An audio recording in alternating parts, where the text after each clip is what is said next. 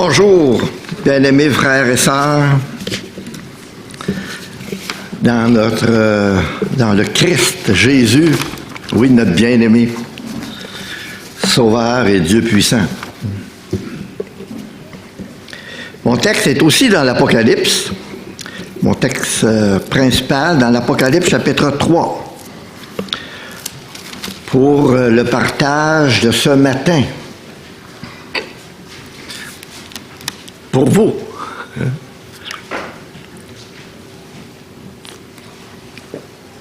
L'Apocalypse chapitre 3, verset 7.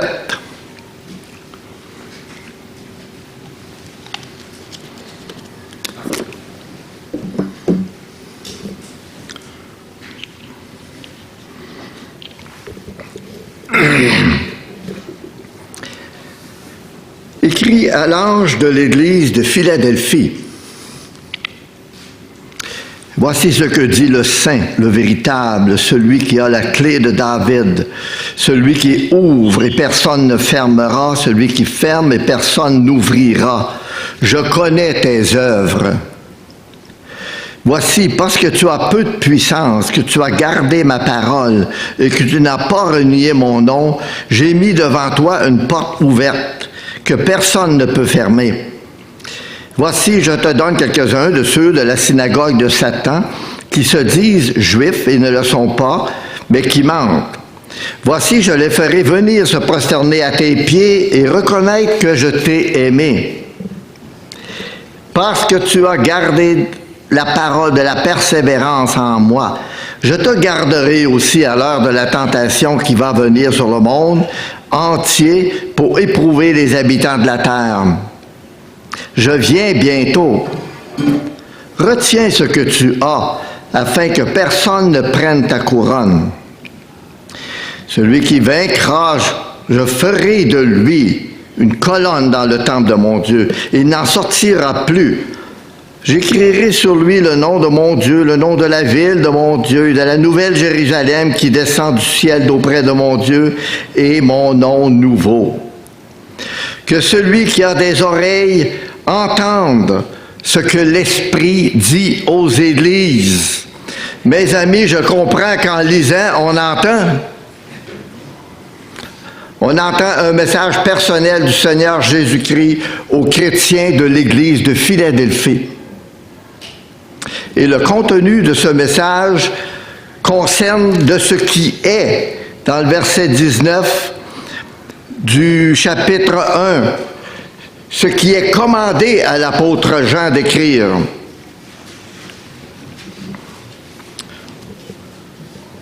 Écris donc ce que tu as vu, ce qui est, ce qui doit arriver ensuite.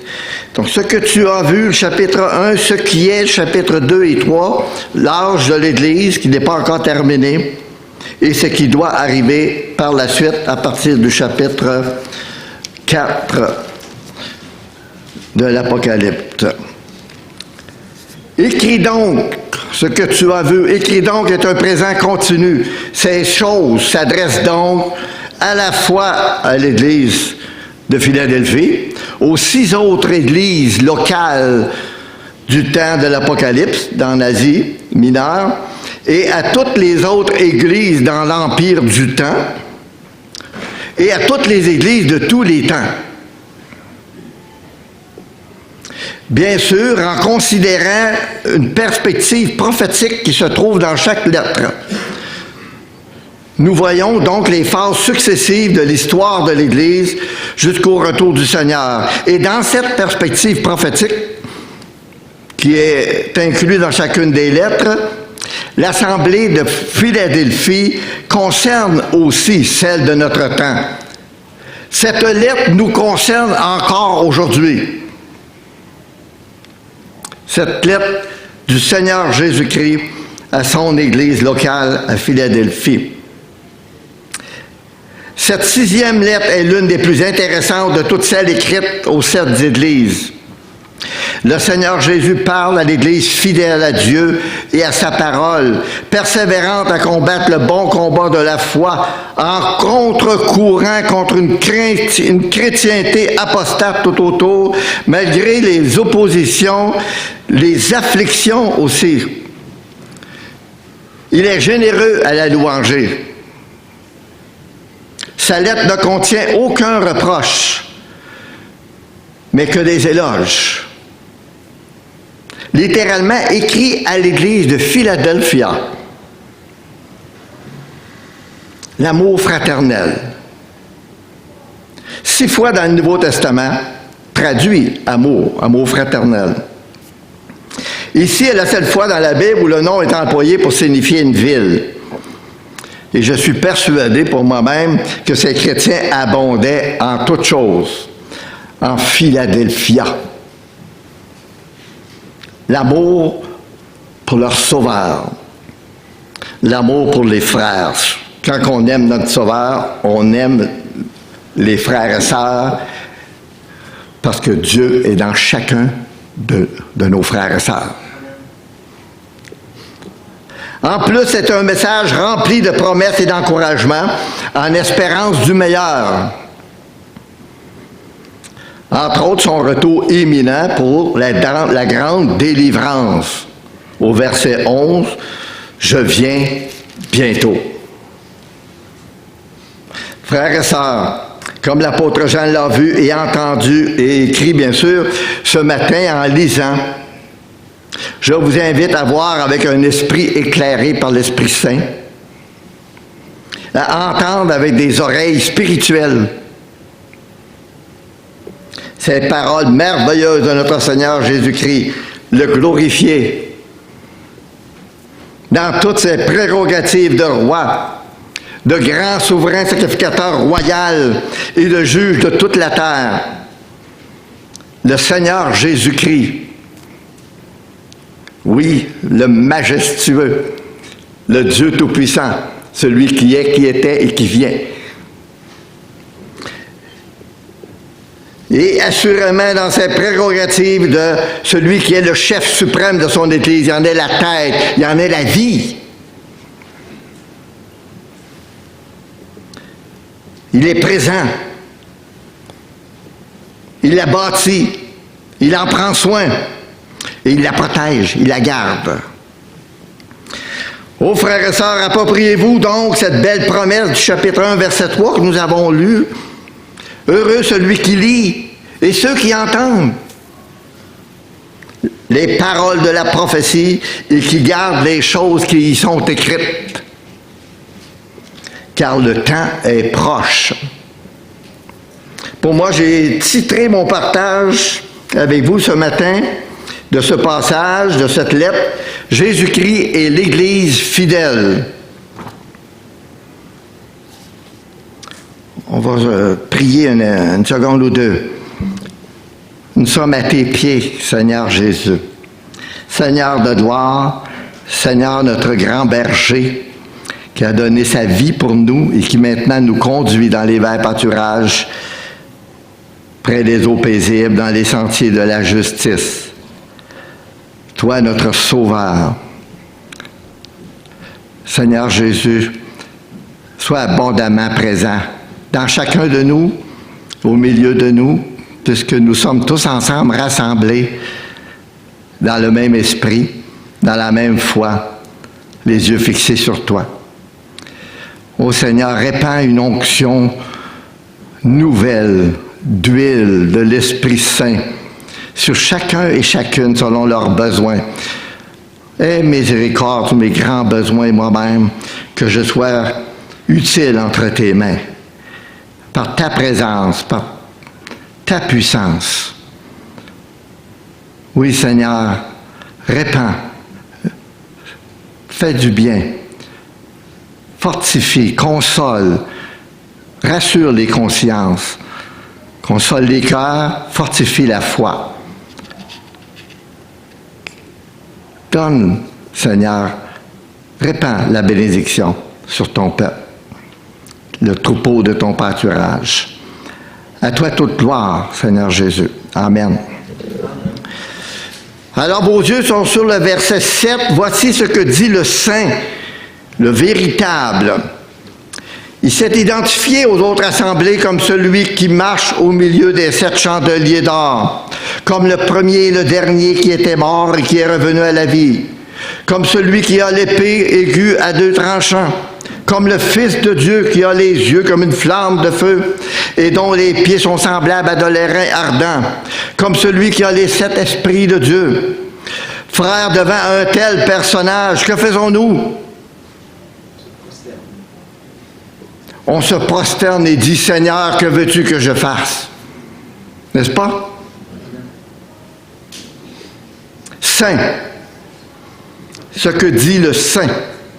Nous savons que c'est un attribut essentiel de Dieu. Sa sainteté, sa pureté est parfaite, absolue. Et ce Jésus-Christ est Dieu. Il est le Fils éternel de Dieu, fait Fils de l'homme par l'incarnation, au temps marqué de Dieu. Il est 100% divin, 100% humain. 2 natures dans une même personne ou une même personnalité. 2 natures distinctes, unies sans jamais être séparées. 2 natures distinctes dans une même personne, unies sans jamais être mélangées. Ce sont de grandes vérités révélées dans les Écritures, qui dépassent la compréhension humaine, l'entendement de l'homme. Ce sont des vérités à recevoir et à croire. Elles font partie de notre doctrine ou de nos vérités, de notre foi. Une nécessité qui était absolue pour le Sauveur, pour nous racheter du péché. Un humain parfait pour racheter du péché des humains imparfaits.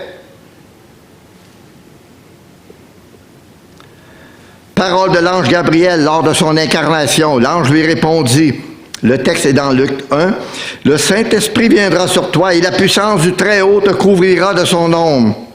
Le Saint-Enfant qui naîtra de toi sera appelé Fils de Dieu. » Le Saint-Enfant.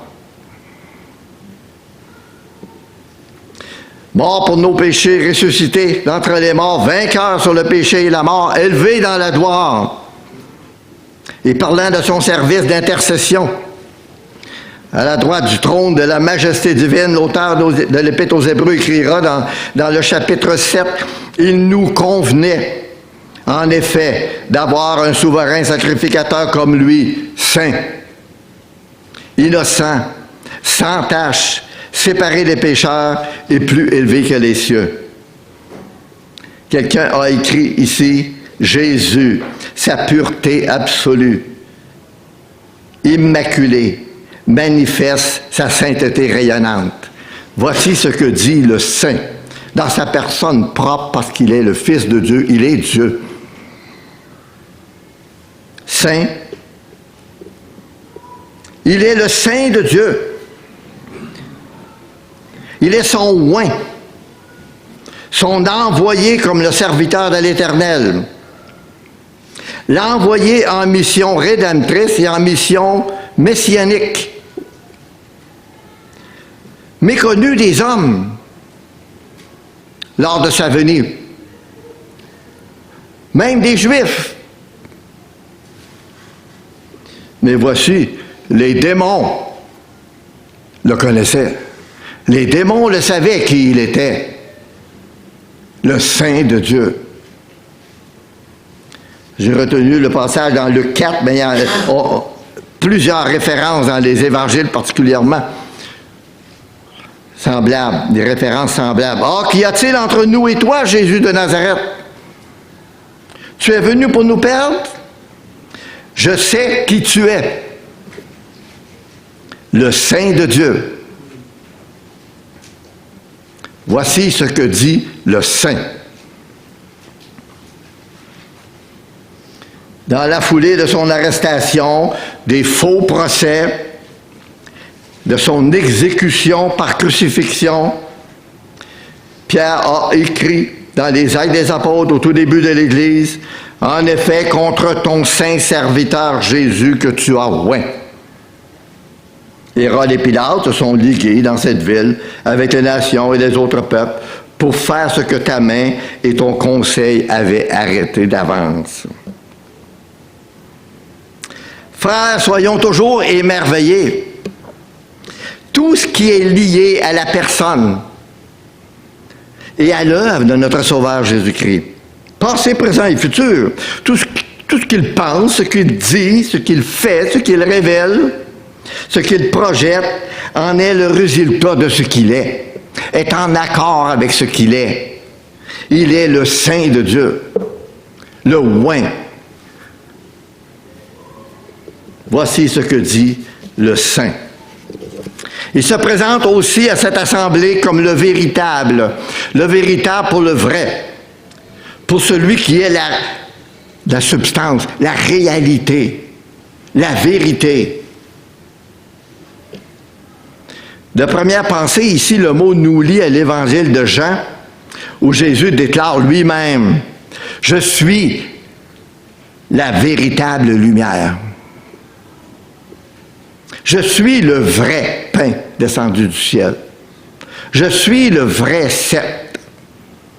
Je suis le chemin, la vérité, la vie. » Pas une vérité, la vérité totale en sa personne propre. Voici ce que dit le véritable. En contexte de son message ici, il semble que c'est en contraste avec la multitude de faux. Les faux Christ, les faux enseignants, les faux prophètes, les faux évangiles. Oh, c'est avec peine et avec larmes et avec un grand reproche que l'apôtre Paul écrira plus tard à cette grande église de chrétiens de la ville de Corinthe. Si quelqu'un vient vous prêcher un autre Jésus que celui que nous vous avons prêché, et si vous recevez un autre esprit que celui que vous avez reçu, ou un autre évangile que celui que vous avez embrassé, vous le supportez fort bien. Est-ce possible? C'est courant dans le monde, même évangélique aujourd'hui. Du moins dit chrétien. Et encore pire dans la chrétienté at large. Il est renié, le Jésus-Christ. Celui-là, le véritable.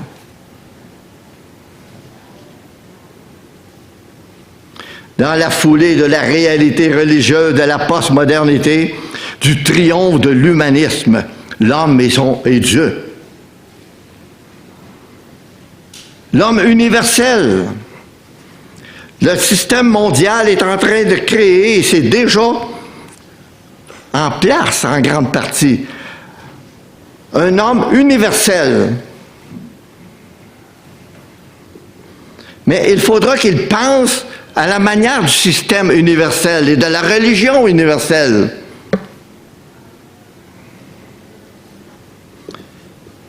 Où la vérité est relative au moi individuel. Jésus est celui que je conçois.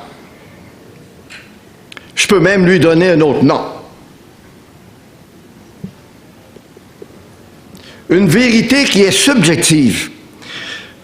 Ça, c'est dramatique ce qui se passe à l'heure actuelle, que tout est plutôt subjectif au lieu d'être objectif.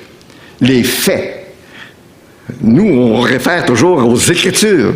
Ce qui est écrit, droitement interprété, en respectant les règles reconnues par l'Église depuis le début.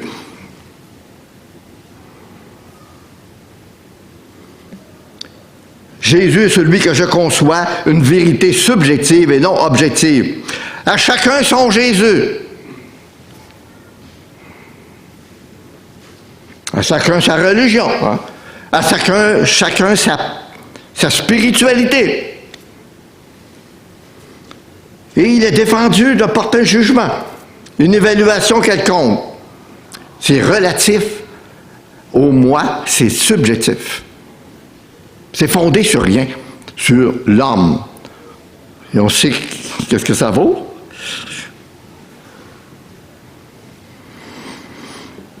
Voici, il se présente comme le véritable, le Saint de Dieu, le véritable.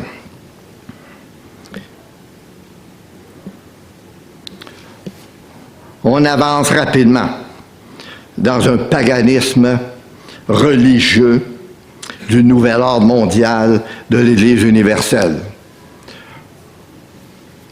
Et je ne parle pas de ceux qui, les athées, ceux qui affirment et qui ne croient pas en Dieu. On parle de ceux qui se disent du monde de la chrétienté et même parmi les grandes familles des évangéliques, avec une multitude de dénominations dites chrétiennes.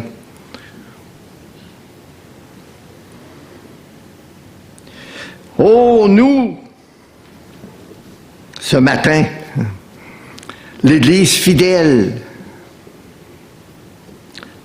petite Église, avec assurance, par les Écritures, éclairée par l'Esprit Saint, on connaît le véritable.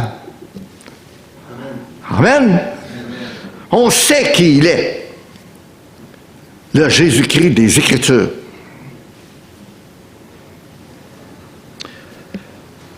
Nous savons dans 1 Jean, chapitre 5, versets 20 et 21, nous savons. Et on se laisse juger par personne. Par la parole et l'Esprit de Saint, nous, et l'Esprit Saint, l'Esprit de vérité, nous avons la pensée de Christ. Parce que c'est écrit. L'Esprit l'atteste à notre esprit. Illumine notre esprit, nous donne une ferme assurance. Nous savons, 1 Jean 5, 20, nous savons que le Fils de Dieu est venu. Celui qui se présente ici, le Saint, le véritable. Il nous a donné l'intelligence pour connaître le véritable par la grâce de Dieu. Il nous a régénérés. Il a fait naître de nouveau par la foi en Jésus-Christ parce qu'il a révélé en nous son Fils. Comme disait le pasteur Jutras la semaine passée, il a ouvert la lumière, il a fait briller la lumière. La switch qui disait, t'entendais ça?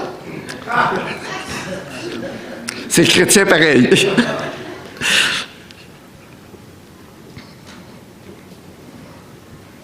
Il nous a donné l'intelligence pour connaître le véritable. Vous me suivez? On le connaît. Le connaissez-vous? Et nous sommes dans le véritable parce qu'on a été baptisés dans le corps spirituel de Christ, dans sa maison spirituelle. On fait partie de son petit troupeau. Il est pas mal grand, là. J'ai aimé ça entendre des milliards. Je pense que ça va être ça. Nous sommes dans le véritable, en son Fils Jésus-Christ. C'est lui qui est le Dieu véritable et la vie éternelle. 3 fois véritable. Il nous a donné l'intelligence pour connaître le véritable. Il y a un vrai. Il n'y a pas 2 Jésus-Christ. Il n'y a pas 2 vérités. Il n'y a pas 2 évangiles.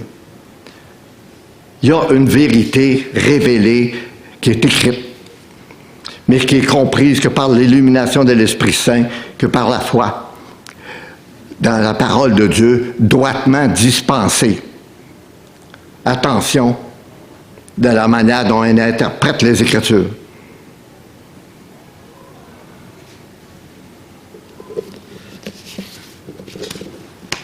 Il se présente donc ici aussi comme celui qui a, notre texte nous dit, le verset 7 encore, celui qui a la clé de David, celui qui ouvre et personne ne fermera, celui qui ferme et personne n'ouvrira. Le Christ annonce son titre royal avec tous les pouvoirs administratifs en contexte immédiat de notre lettre, là, sur son Église.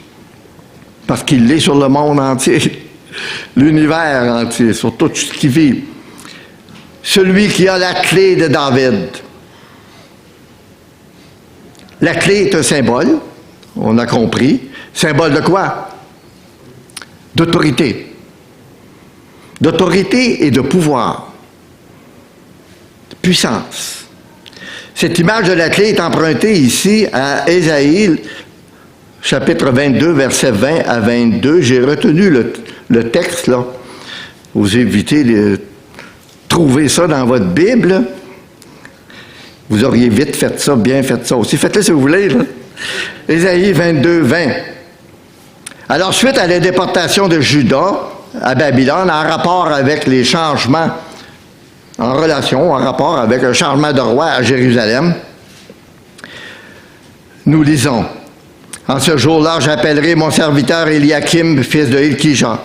Je le revêtirai de ta tunique. Je le ceindrai de ta ceinture. Et je remettrai ton pouvoir entre ses mains. Il sera un père pour les habitants de Jérusalem et pour la maison de Juda. Je mettrai sur son épaule la clé de la maison de David. Quand il ouvrira, nul ne fermera. Quand il fermera, nul n'ouvrira. Quelle autorité! Quelle puissance! Ressources infinies. Alors voyons ici Éliakim comme un type de Jésus-Christ. Et c'est ce que l'Esprit Saint fait lui-même. C'est ce que le Seigneur Jésus fait lui-même. Éliakim comme un type de Jésus-Christ, comme les clés de la forteresse de Sion, du palais de David, furent confiées au roi Éliakim, en signe d'une pleine autorité et plein pouvoir qu'il devait exercer. De même, Jésus-Christ a reçu la clé de David. On lui a mis sur son épaule la clé de David. Ça me vient à l'esprit, mais c'est où ça? Hein? Je pense que c'est dans Ésaïe 9. Hein? La domination reposera sur ses épaules.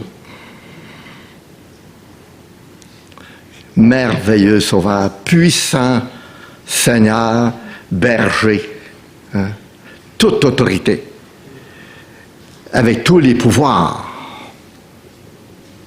Il possède la clé maîtresse. Il possède la clé du royaume. Spécifiquement, ici, on va s'en tenir à demeurer plus près de notre passage, de notre lettre, la clé de son Église. Pour son Église, de la cité de Dieu, de tous les trésors de Dieu, en faveur particulière pour sa maison, son royaume, qui est son Église. Celui qui ouvre et personne ne fermera, celui qui ferme et personne n'ouvrira. Serviteur obéissant jusqu'à la mort, sur la croix, ressuscité des morts, élevé dans la gloire, Dieu l'a souverainement élevé, le Fils de l'homme. Le premier humain glorifié qui est au ciel, ressuscité d'entre les morts avec un corps de gloire.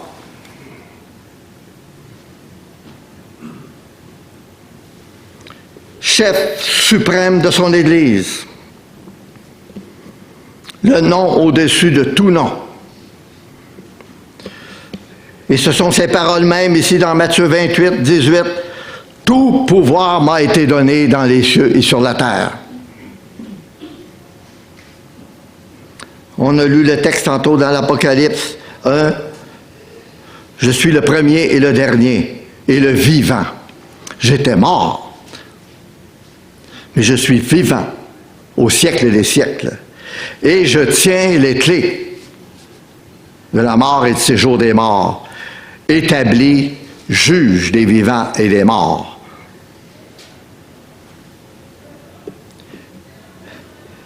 C'est une chose de remplir une fonction d'autorité, c'en est une autre d'avoir le pouvoir nécessaire pour l'exercer. Je me suis rappelé notre ministre des Aînés durant le temps de la pandémie. Il est encore ministre des Aînés dans notre gouvernement, Mme Blais. répondant à ceux qui la critiquaient sévèrement à cause du manque de résultats ou d'efficacité de son travail et de son ministère des aînés. Je me suis rappelé un point de presse où il a dit « C'est vrai que je suis ministre du cabinet, que je devrais avoir des pouvoirs, mais je n'ai pas de pouvoir. J'ai des pouvoirs limités. J'ai une autorité comme ministre, mais je n'ai pas le pouvoir de l'exercer comme je voudrais. » Je pense que c'était vrai.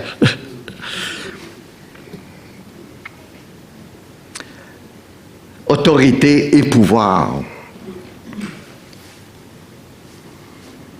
J'aime cette promesse, cette parole certaine, la ferme assurance que ce qu'il promet, il peut aussi l'accomplir.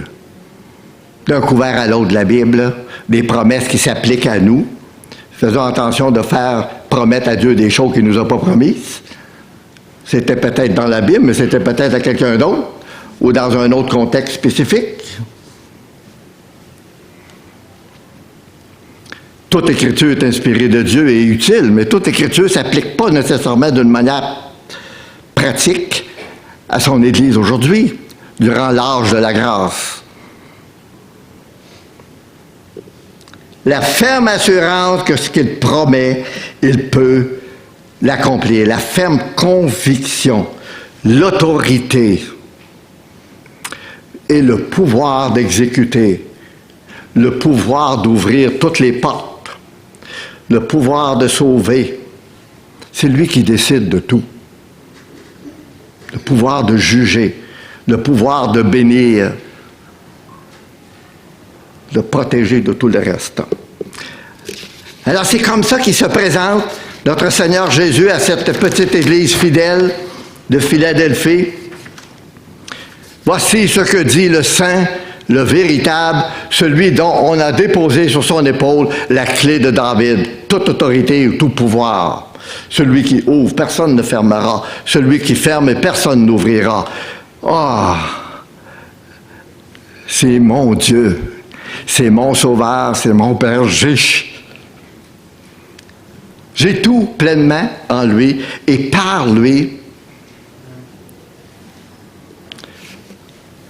Maintenant, en lisant, entendons le diagnostic du véritable, son appréciation de son assemblée. Au verset 8.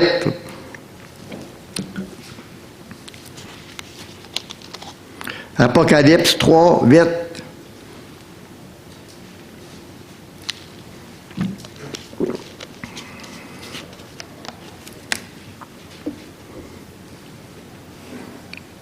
Je connais tes œuvres. Voici, parce que tu as peu de puissance, que tu as gardé ma parole, que tu n'as pas renié mon nom, j'ai mis devant toi une porte ouverte que personne ne peut fermer. Il y a beaucoup dans ce verset. N'est-ce pas? On entend donc trois précieuses raisons. Pourquoi il bénit cette Église d'une porte ouverte? Il commence par dire, c'est toujours bon qu'on l'entende de temps en temps, « Je connais tes œuvres. » Et vous savez quoi? Les nôtres aussi. Oui, oui, les tiennes aussi. Les bonnes et les mauvaises. Les connues puis les méconnues. Et même celles qu'on néglige de faire. Ou qu'on omet de faire. Qu'est-ce que tu en penses? Il connaît. Il connaît tes œuvres. Pour moi, ce n'est pas intimidant. C'est plutôt fortifiant. C'est plutôt rassurant.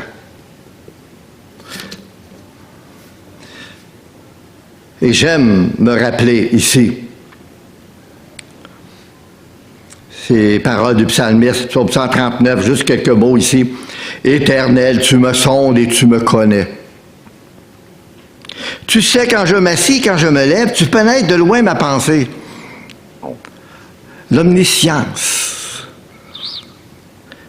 tu sais quand je marche et quand je me couche, et tu pénètres toutes mes voies.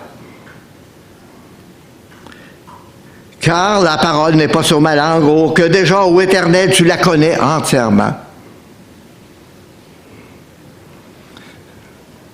Tu m'entoures par derrière et par devant, tu mets ta main sur moi.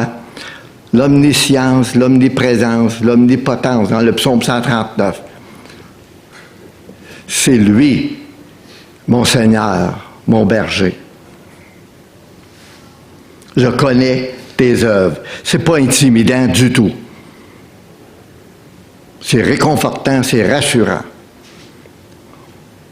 Quand on est habité de la bonne pensée et de la bonne motivation, et qu'on n'a rien à cacher, même parmi ce qu'on aurait dû faire et qu'on n'a pas fait, ou dire qu'on n'a pas dit. Alors, de un, voici, parce que tu as peu de puissance. De fait, Philadelphie est une petite ville, puis probablement qu'il y a un lien, fort probable. Sa renommée n'a jamais atteint celle des autres villes où se situaient les autres églises. Il semble que l'Église aussi était pauvre et peu influente. Voici, tu as peu de puissance. Oups! On aime ça avoir de la puissance, hein? C'est sûr que ce n'est pas un blâme que le Seigneur fait. Au contraire. Et c'est sûr que ce n'est pas dans le sens spirituel, c'est au contraire. Je me suis rappelé, j'ai plutôt piqué ça dans mes anciennes notes, un peu vieilles. Un peu vieilli, mais je suis encore capable de la lire. En 1975, Junko Tabei, une maman de Tokyo, de 4 pieds et 11, 35 ans, fut la première femme à atteindre le sommet du mont Everest. C'est la croire, hein? Faible selon les hommes, mais fort dans les faits. Notre Dieu n'a-t-il pas choisi les choses faibles du monde pour confondre les fortes? C'est tellement contraire à la mentalité, hein, à la pensée de l'homme comme homme, mais comme société aussi. Maintes fois illustré dans la Bible. J'ai juste retenu un petit passage au sujet de Gédéon. Juste le fait de ramener son nom, toute son histoire nous revient à la pensée, du moins en partie. Ça dépend quel âge qu'on est rendu. Au chapitre 6, lors de son appel comme juge pour libérer les Israélites de l'affreux joug de Madian, l'Éternel, l'ange de l'Éternel se tourna vers lui et dit, « Va avec cette force que tu as. Délivre Israël de la main de Madian. N'est-ce pas moi qui t'envoie? » Gédéon lui dit, « Ah, mon Seigneur, t'as pas frappé à la bonne porte, tu t'es trompé d'individu, là. Avec quoi délivrai-je Israël?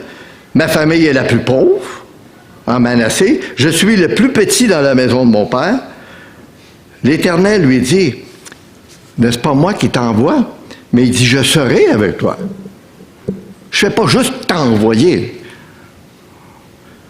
Si je te confie une tâche, suis-moi et je serai avec toi. Mais je n'y serai pas à l'avance. On apprend ça juste après quelques années de service. Il est là, dans sa grâce, lorsqu'il y a un appel spécial au moment où on a besoin. Mais il est toujours fidèle à pourvoir, à sa présence, à sa force. Je serai avec toi. Tu battras Madian comme un seul homme. Et tout le récit est dans Juge 6 et 7. Ça vaut la peine de lire ça de temps en temps. Vous verrez la puissance du Seigneur Dieu s'opérer à travers le petit Gédéon. La faiblesse de Gédéon les craintes de Gédéon. Un petit tremplin pour accomplir de grandes choses. Une précieuse raison pour le Seigneur, parce que tu as peu de puissance.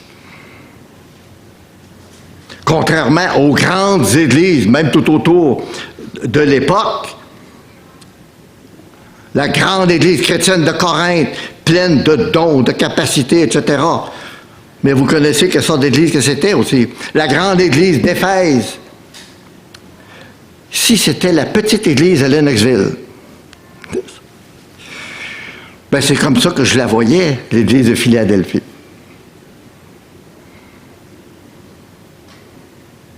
Dites-moi, frère, n'avez-vous jamais lu, n'avez-vous jamais entendu le Seigneur blâmer un chrétien pour son peu d'éducation, pour son peu de moyens financiers, son peu d'argent, pour ses peu de talent?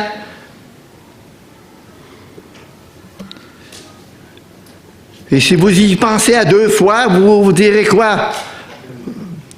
Pense pas. Mais le Seigneur blâme plutôt dans les Écritures, fait un reproche même, en enseignant en toute douceur, et en instruisant, et en exhortant. C'est plutôt pour notre peu d'amour, notre peu de consécration, notre peu de zèle, et même si on n'aime pas l'entendre, de temps en temps, c'est bon de l'entendre, notre peu d'obéissance. Notre peu d'exercice de notre foi. On a tous la foi, mais c'est notre responsabilité de l'exercer. Va, n'est-ce pas moi qui t'envoie? Je serai avec toi. Un petit tremplin pour de grands accomplissements lorsqu'on est dans la volonté de Dieu, selon ce que le Seigneur nous appelle à faire. Et c'est pas pareil pour chacun, dans bien des aspects de notre vie.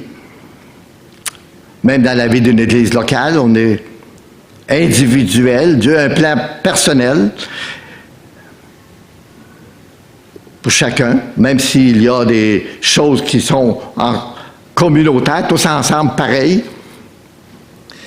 Je serai avec toi pour de grands accomplissements, selon son dessein, selon sa volonté. Alors, c'est la première précieuse raison pourquoi il bénit cette Église d'une porte ouverte. Les 2 autres, comme nous l'avons lu, tu as gardé ma parole, tu n'as pas renié mon don, c'est pourquoi j'ai mis une porte ouverte devant toi. La suite est la prochaine fois.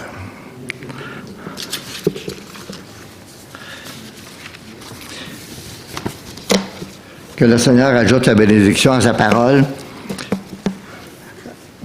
à nos vies et à son Église pour aujourd'hui. La croissance dans sa grâce, dans sa connaissance. Amen.